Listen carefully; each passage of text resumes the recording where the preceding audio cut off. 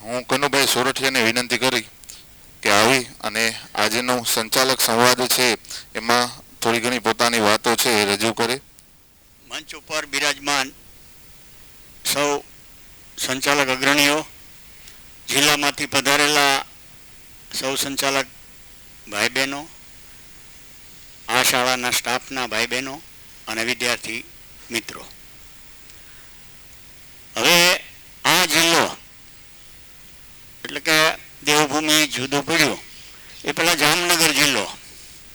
સૌથી પહેલી આહિર સમાજની શાળાની સ્થાપના મારા હસ્તે થઈ છે.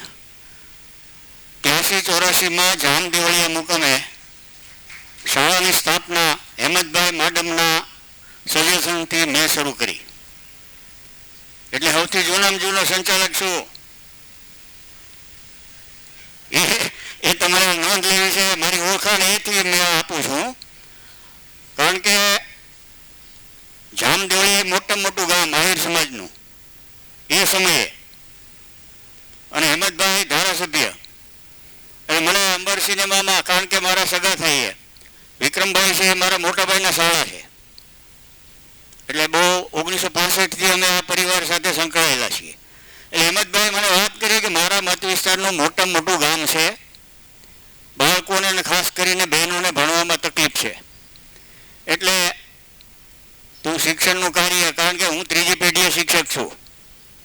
મારા દાદા 1910માં ગાયકવાડ સ્ટેટમાં આહિર સમાજના પહેલા શિક્ષક હતા, અને મારી બહુ આહિર સમાજની પહેલી શિક્ષિકા હતી. એટલે મને આહિર સમાજના એક અગ્રણી તરીકે એનું અભિમાન હોય સ્વાભાવિક છે. હવે વાત કરીએ ભીમસિંહભાઈની પ્રવૃત્તિની. તપોવન એ એક, જેને એમ કહીએ કે માણસને સ્વાવલંબી બનાવવા માટે જે પુરુષાર્થ નવી તાલીમ સંસ્થાઓએ શરૂ કર્યો, કારણ કે હું મનુભાઈ પંચોળી સાથે પણ સંકળાયેલો હતો, કારણ કે મારું મૂળ ગામ ચાવંડ, લાઠી તાલુકો, અમરેલી જિલ્લો, અને મનુભાઈ સાથે મારા દાદાને સંબંધ હતા, કારણ કે દાદા શિક્ષક તરીકે નિવૃત્ત થયા.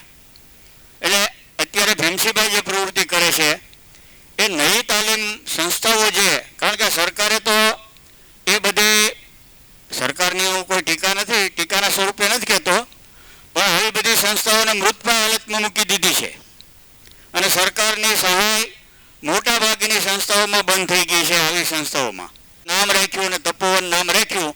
એ તપોવનમાં તપ કરીને બાળકો જે બહાર પડશે એ બધા એક આદર્શ નાગરિકો બનશે. જેમ દીકરી સાસરે જાય બે કુટુંબને તારે, એમ ભીમસિંહભાઈ બાળકને પણ તારે છે અને એના પરિવારને પણ તારે છે. આપ સૌ સંચાલક મિત્રો સંવાદ માટે ભેગા થયા, અમને જે અહીંયા બોલાવીને માન સન્માન આપ્યું એ બદલ આપ સૌનો આભાર માનું છું. જય હિન્દ, જય ભારત.